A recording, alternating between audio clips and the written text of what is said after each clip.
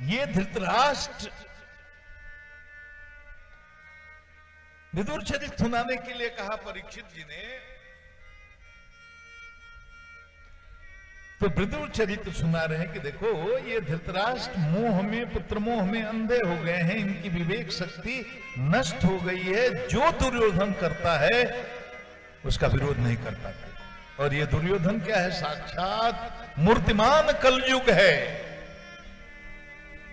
विदुर जी ने अपने भाई धृतराष्ट्र जी को कहा, महाराज मैं आपका प्रधानमंत्री हूं, आप महाराजा धीराज हैं,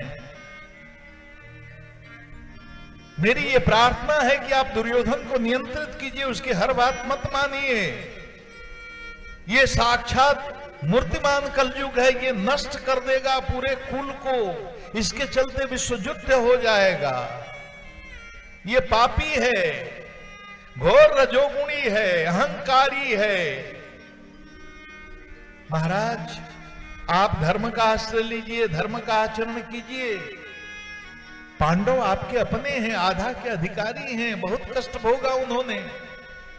अब न्याय यही है कि उनको आधा दे दें और दुर्योधन को महाराज आप दंडित करिए, अनुशासित करिए, मर्यादित करिए, नियंत्रित करिए। महाराज शरीर में फोड़ा हो जाए, कैंसर हो जाए तो उस अंग को काट देना चाहिए। दुर्योधन का मोह त्याग दीजिए। दुर्योधन ने सुन लिया, आया, इतना अपमानित किया विदुर जी को।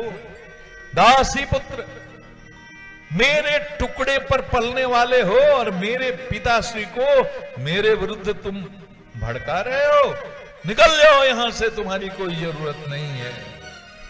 विदुर जी तो मुंह देखने लगे महाराज धृतराष्ट्र जी का कि धृतराष्ट्र जी मेरा इतना अपमान सहन नहीं करेंगे, अवश्य ही दुर्योधन को बोलेंगे। लेकिन धृतराष्ट्र मुंह लटका करके बैठे रहे, कुछ न बोले। तो विदुर जी ये समझ गए कि मेरी जरूरत अब यहां नहीं रही, मेरी आवश्यकता नहीं रही। उन्होंने त्याग पत्र दे दिया। कहा सरकार ये प्रधानमंत्री की कुर्सी में अभी परित्याग करता हूं और मुझे छोड़ दीजिए, अब मैं निकलता हूं। धनुष को रख दिया और व्यास जी लिखते हैं, स्वयं धनुर्द्वारि निधाय माया गत व्यथुजा दुर्मान्यान सनिर्गत कौरव पुण्य लब्धो गजाह्वया तीर्थ पद पना सनिर्गत कौन निर्गत कौरव पुण्य लब्धो। विदुर जी चले तो मानो ऐसा लगा कि जैसे कौरवों का जन्म जन्मों का संचित पुण्य ही चला गया। देखो धर्म कौरवों के पक्ष में भी है, धर्म पांडवों के भी पक्ष में है। विदुर के रूप में धर्म कौरवों के पक्ष में है, धर्मराज युधिष्ठिर महाराज के रूप में धर्म पांडवों के पक्ष में है। लेकिन जिस समय कौरवों का परित्याग कर दिया धर्म ने, विदुर जी ने, तो उस दिन दो बातें तय हो गई। सुनो, पहला तो यह तय हो गया कि महाभारत अब होगा कि नहीं अब, और दूसरी बात तय हो गई विजय भाई कि महाभारत में कौरवों की पराजय होगी। क्योंकि जतो धर्मो ततो जय, धर्म तो अब केवल पांडवों के पास ही है, धर्म तो निकल गया कौरवों के तहत से। हमारा कृष्ण दूत बन के आ रहे हैं। विदुर जी समझा रहे थे, केशव आ रहे हैं दूत बन करके, महाराज जो कहेंगे उनकी बात मान लेना, उसी में कल्याण है।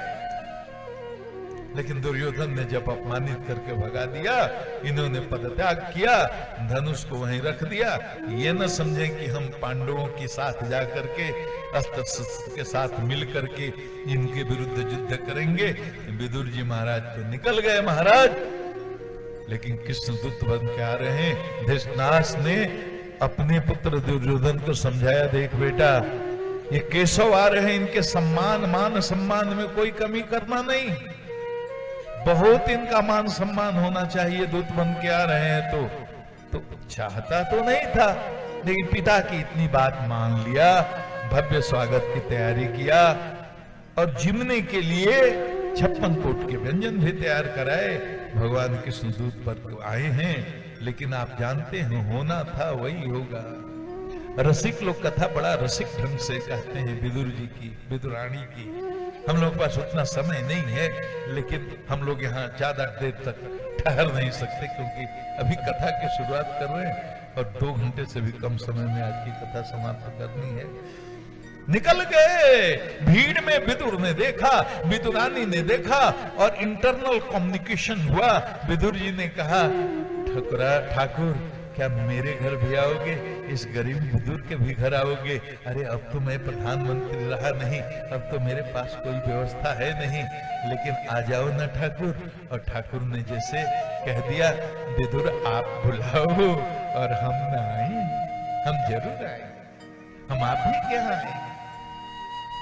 प्रत्यक्ष कोई बात नहीं हुई, लेकिन ये भीतर भीतर से कम्युनिकेशन हो।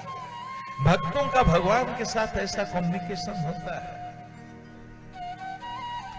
मैंने एक बार निवेदन किया था कि गुरु और शिष्य सामने बैठे हों, गुरु कुछ न बोले और शिष्य उनके मन के भाव को समझ जाए और शिष्य के मन के भाव को गुरु समझ जाए। यहां से तो अध्यात्म की शुरुआत होती।